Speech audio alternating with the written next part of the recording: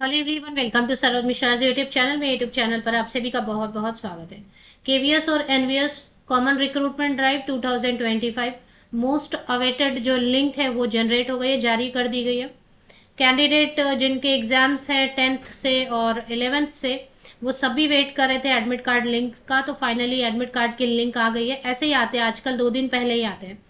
तो इसमें आपको अपने क्रेडेंशियल्स जो यहाँ पर बताए हैं वो एंटर करने हैं। कैप्चा वगैरह या जो भी है, पिन वगैरह, वो आपको सही से एंटर करना है और लॉगिन करके आपको अपना एडमिट कार्ड मिल जाएगा। लेकिन एडमिट कार्ड तो आप डाउनलोड कर लेंगे, उसके साथ में आपको इंस्ट्रक्शंस वाली पेज भी नजर आएगी। तो इंस्ट्रक्शंस में आपके लिए एक्सप्लेन कर देती हूँ कि क्या नहीं लेके जाना है, क्या एसेंशियली कैरी करना है, जिसके बिना आपको एंट्री नहीं मिलेगी। ये सारी चीजें वीडियो में आपको मैं अच्छे से एक्सप्लेन कर देती हूँ।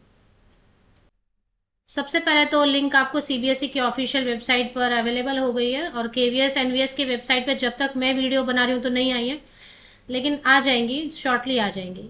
Link for admit card tier 1 8 January 2026। तो ये लिंक की ये जो एडमिट कार्ड के लिंक है, ये सीबीएसई की ऑफिशियल वेबसाइट पे अपडेट हो चुकी है। यहाँ से आप लॉगिन करके अपना एडमिट कार्ड डाउनलोड कर सकते हैं। चलिए अभी इंस्ट्रक्शंस देख लीजिए, क्योंकि इंस्ट्रक्शंस बहुत ज़रूरी है। अगर कुछ चीज़ें आप नहीं लेके जाते हैं और आपको वहाँ जाके पैनिक होता है कि ये चीज़ नहीं लानी थी या ये चीज़ लेके आना था, वहाँ जाके कोई प्रॉब्लम नहीं हो। इसके लिए मैं सारी चीज़ें एक्सप्लेन कर देती हूँ। एक वीडियो में अच्छे से इसी में एक्सप्लेन करके बना देती हूँ, क्या क्या लेना है, क्या क्या नहीं लेना है, क्या क्या किन किन बातों का ध्यान रखना है आपको एग्जाम सेंटर पे। तो चलिए देख लेते हैं। लाइन बाय लाइन में एक्सप्लेन कर देती हूँ ताकि आपको कहीं पे भी कुछ भी प्रॉब्लम ना हो जाए बाद में। नोट है, candidate having admit card without proper और visible photograph and signature will not be allowed to appear KVS NVS recruitment examination 2025 in any condition. तो एडमिट कार्ड प्रॉपर फोटोग्राफ होना चाहिए और सिग्नेचर उस पर होनी चाहिए, तो उसके बिना आपको एंटर नहीं करने देंगे। Will not be allowed to appear. Further please check the particulars and other details. आपका नाम एडमिट कार्ड पे, date of birth, gender, category on admit card. अभी आप मेल है फीमेल लिख दिया तो वहां एग्जाम सेंटर पे तो वो पूछेंगे ना आपसे, तो वहां यहीं पे ध्यान दे दीजिए आपकी आपका जेंडर में, डेट ऑफ बर्थ में, नेम में, क्योंकि वो जो आप आइडेंटिटी प्रूफ लेके जाएंगे उससे वो मिलाएंगे, मैच करेंगे, है ना। तो वो सारी चीजें जो है ना, नाम, date of birth, gender, category admit card पे सही सही लिखा है या नहीं, with the final confirmation page. Final confirmation page पे सही चीजें एडमिट कार्ड पे लिखा है या नहीं। In case any particular of admit card is not matching with final confirmation page, तो जो भी एडमिट कार्ड में लिखा है और फाइनल कंफर्मेशन पेज में जो है वो अगर मैच नहीं हो रहा है, तो उस केस में the candidate may communicate the same to CBSE for necessary correction immediately. आप लिख सकते हैं कैंडिडेट, या टोल फ्री नंबर दिया होगा, जो भी दिया होगा उससे कम्युनिकेट जल्दी से जल्दी कीजिए अगर मिसमैच हो रहा है किसमें, फाइनल कंफर्मेशन पेज जो आया और आपका जो एडमिट कार्ड आया उसमें। तो ऐसे कैंडिडेट को वो दे रहे हैं मौका कि आप जल्दी से जल्दी सीबीएसई को कम्युनिकेट करके करेक्शन करवा लीजिए, सो दैट एग्जाम सेंटर पे जाके कोई प्रॉब्लम आपको नहीं हो, रिजेक्शन ना हो। Important instruction, candidate must follow the instructions mentioned in the admit card. जैसा जैसा एडमिट कार्ड में लिखा है वो आपको फॉलो करना है। Candidate should reach report to the exam centre at least 120 minutes before the exam begins. तो 120 मिनट पहले ही पहुंच जाना है। No candidate will be allowed to enter the exam centre after 9:30 AM in the morning. अगर मान लेते हैं ट्रैफिक की वजह से या किसी वजह से 9:30 के बाद आप पहुंच जाते हैं, 9:30 का एग्जाम है ना, तो एंट्री नहीं देंगे। फिर वो आप, होता भी है ना कई बार, आपने देखा होगा न्यूज वगैरह में कि फिर वो 10 मिनट के लिए वो गेट के बाहर रुका देते हैं, फिर एंट्री नहीं मिलेगी। 2:30 के बाद एंट्री नहीं मिलेगी। बहुत स्ट्रिक्टली आपको टाइम का ध्यान रखना, और 120 मिनट पहले पहुंचने बोल रहे हैं। ब्रिंग योर ओन, आपका अपना ब्लू या ब्लैक, और वो भी बॉल पॉइंट लेके जाना है। कौन सा पेन लेके जाना है, ब्लैक कलर का या फिर ब्लू कलर का। और मेरा खुद का पर्सनल एक्सपीरियंस है कि एग्जाम सेंटर पे आप बॉल पॉइंट एक से ज्यादा लेके जाइए, क्योंकि एक दो इधर गिर गया है, रास्ते में पाउच ही गुम हो गया, तो एक तो लेके जाइए और अलग अलग जगह पे रखिए, एक पॉकेट में रखिए, एक पर्स में रखिए, ऐसा। Without a valid admit card and original photo ID, आपका ओरिजिनल फोटो आईडी कुछ कैरी करना है। क्या क्या कैरी कर सकते हैं वो मैं बता देती हूँ। वैलिड आईडी एडमिट कार्ड होना चाहिए। जो पहले सिटी सेंटर बताया वो गलती से मत आप कैरी कर लेना, वो तो सेंटर बताने के लिए था। अभी जो फाइनल आ रहा है वो लेना है एडमिट कार्ड आपको। और आइडेंटिटी प्रूफ में क्या क्या लेके जाना है वो मैं आपको बताती हूँ। कोई एक आइडेंटिटी प्रूफ, अगर ये नहीं लेके जाएंगे आप एडमिट कार्ड या आईडी प्रूफ तो एंट्री नहीं मिलेगा। No candidate shall leave the exam hall before conclusion and signing the attendance sheet. एक अटेंडेंस शीट रहती है, आपको उसका ध्यान रखना है कि मेरी अटेंडेंस शीट पे सिग्नेचर हो गई या नहीं, नहीं तो वो आपको एब्सेंट बोलेंगे है ही नहीं। तो आपका अटेंडेंस शीट एक सर्कुलेट होते रहता है एग्जाम सेंटर में, जरा ध्यान रखना है एग्जाम की घाई में, एग्जाम की जल्दी में आप वो साइन करना मत भूल जाना, वो साइन करना है। और एग्जाम जब खत्म होगा तभी निकलना, हो सकता है आपको जल्दी हो गया किसी वजह से तो भी बैठना है, आपको वेट करना है। Follow the instruction mentioned in the notification strictly.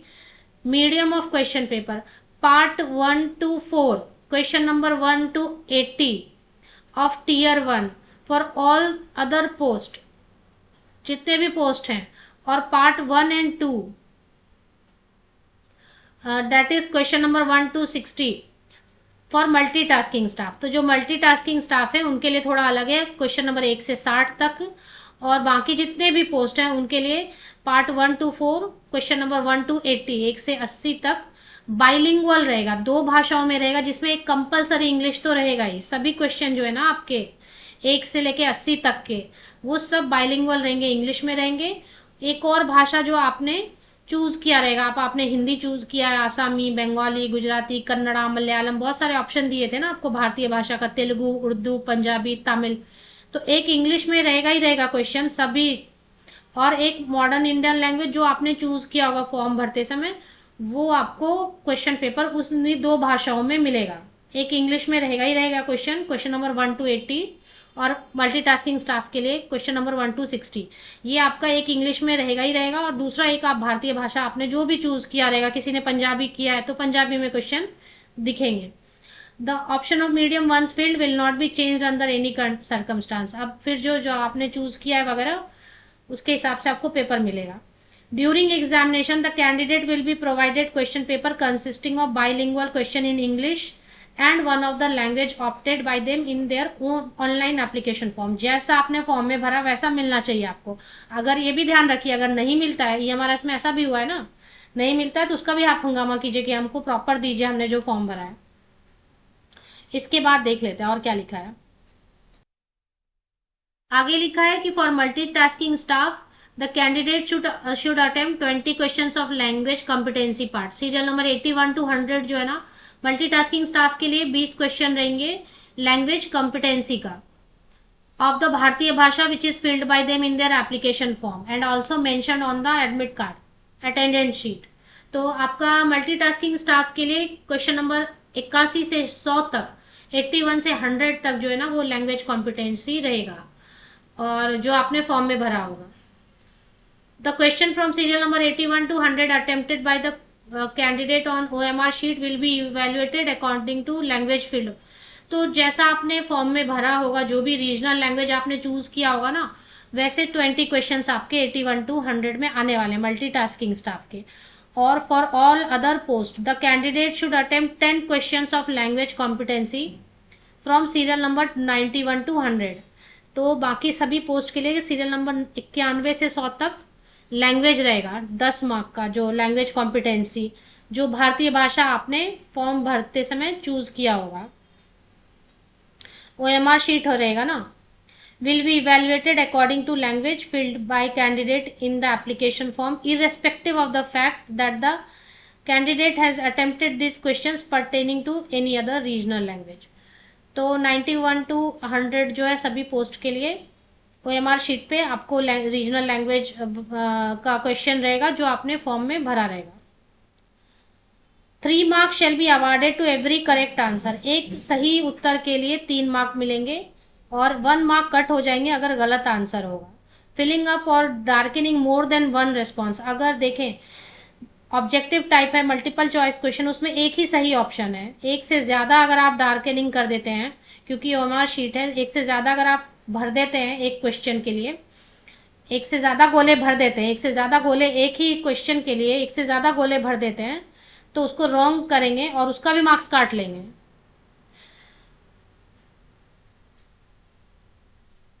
Unanswered, अगर आपने आंसर नहीं किया तो कोई प्रॉब्लम नहीं, किसी को आंसर आपने नहीं किया तो चलेगा। लेकिन देखिए ऐसे रहता है ना, 1 2 3 4, आपने इसको भी फिल कर दिया है आंसर में और इसको भी फिल कर दिया, तो इसके मार्क्स कट होंगे, ध्यान रखना, एक से ज्यादा नहीं फिल करना है आपको। हाँ, आपको नहीं आ रहा, आपने छोड़ दिया, तो उसका कोई प्रॉब्लम नहीं है, उससे कोई मार्क्स कट नहीं होगा। अगर आपको कुछ नहीं आ रहा है क्वेश्चन का आंसर तो छोड़ दीजिए। ऋणात्मक मूल्यांकन में बहुत ध्यान रखना पड़ता है, नेगेटिव मार्किंग है, बहुत ध्यान रखना पड़ता है। तो 3 मार्क्स देंगे एक सही उत्तर के लिए, 1 मार्क जो है आपके कट जाएंगे गलत उत्तर के लिए। एक से ज्यादा गोले आप भर देंगे तो भी मार्क्स कट जाएंगे। अगर आपको नहीं आ रहा है आंसर, आप छोड़ दीजिए उस क्वेश्चन को, कोई प्रॉब्लम नहीं होगा। The admit card is provisional. Eligibility will be verified by the recruiting agency. Qualifying the examination does not guarantee a job. कहने का मतलब है कि अभी इसलिए प्रोविजनल बोलते हैं, आप क्वालिफाई हो गए एग्जाम, बाद में पता चला कि कुछ अगर गलत है, कोई इंफॉर्मेशन या किसी तरीके का जो सर्टिफिकेट है गलत है, तो इसलिए वैसे केस में वेरिफिकेशन के बाद ही जॉब कंफर्म होगी। Visit the exam centre a day before to confirm the location and transport. अगर आपको थोड़ा लग रहा है तो आप पहले से जाके एक दिन पहले एग्जाम का सेंटर विजिट कर लीजिए कि क्या मिल रहा है, जाने आने की क्या सुविधा है, क्योंकि एग्जाम में डिले होगा तो आपको एंटर नहीं करने देंगे। डायबिटिक कैंडिडेट है तो शुगर टैबलेट कैरी कर सकते हैं। Candy, fruit, sandwich transparent bag में कर सकते हैं कैरी। इन्विजिलेटर के पास आपको रखना होगा, रिक्वेस्ट करने से आपको दिया जाएगा। The updates related to KVS NVS recruitment are available. अब इससे जो भी रिलेटेड आएगा वो इस पे वेबसाइट पे आते रहेगा, रेगुलर चेक करना है। इसके आगे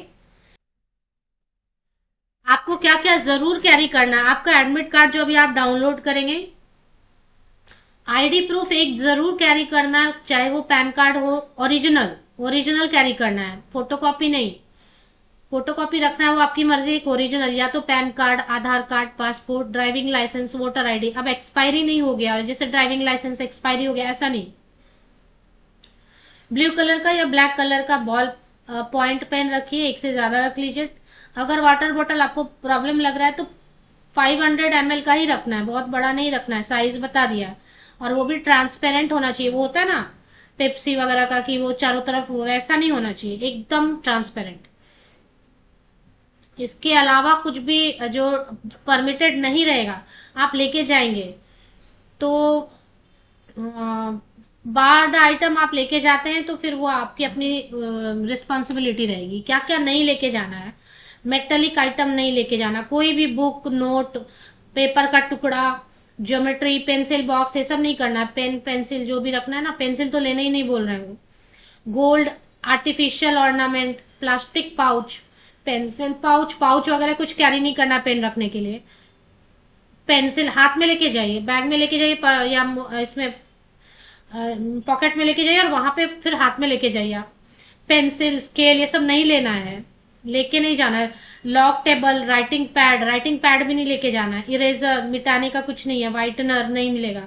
cardboard, electronic device, watch, wrist watch, घड़ी कोई भी नहीं लेना है। वॉलेट भी नहीं लेके जाना है, एग्जाम के हॉल के अंदर नहीं लेके जाना। गॉगल्स, हैंडबैग, पर्स नहीं लेके जाना, अंदर एग्जाम हॉल में नहीं लेके जाना, बाहर रख सकते हैं आप।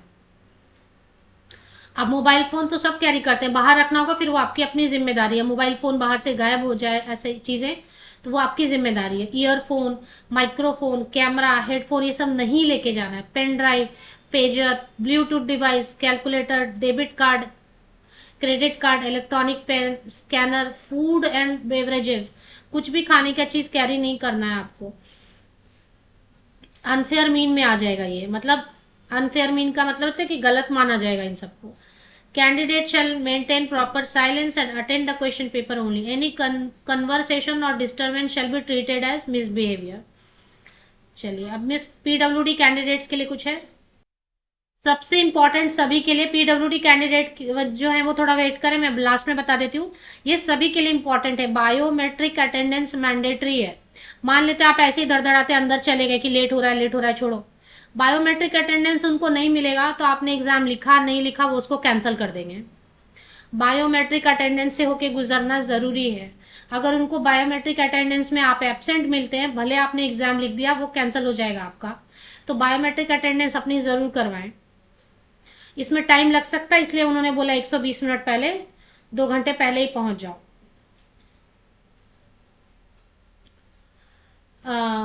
अब इसके बाद जो है ना, पीडब्ल्यूडी कैंडिडेट्स के लिए स्क्राइब के लिए जिनको मतलब लिखने में तकलीफ होती है, उनका प्रॉपर सर्टिफिकेट होना चाहिए, issued by government health care institution as per appendix.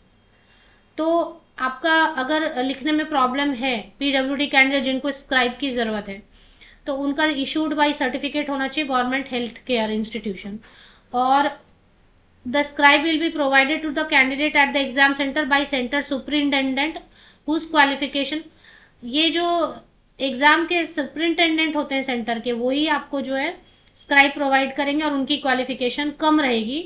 जो पोस्ट है, जैसे कि पोस्ट ग्रेजुएट टीचर का पोस्ट है, तो उससे कम क्वालिफिकेशन वाले कैंडिडेट को स्क्राइब बनाया जाएगा। जो आप बताएंगे वो लिख सकें, बस उनको अपनी कोई नॉलेज ना हो। ऐसे 20 मिनट्स हर घंटे के हिसाब से ज्यादा मिलेगा, मतलब ऐसे जिन पीडब्ल्यूडी कैंडिडेट जिनको स्क्राइब दिया जा रहा है, तो 2 आवर 40 मिनट्स ऐसे। तो ये सब इंस्ट्रक्शंस आपके लिए यूजफुल रहेंगे, ध्यान से देख लिए।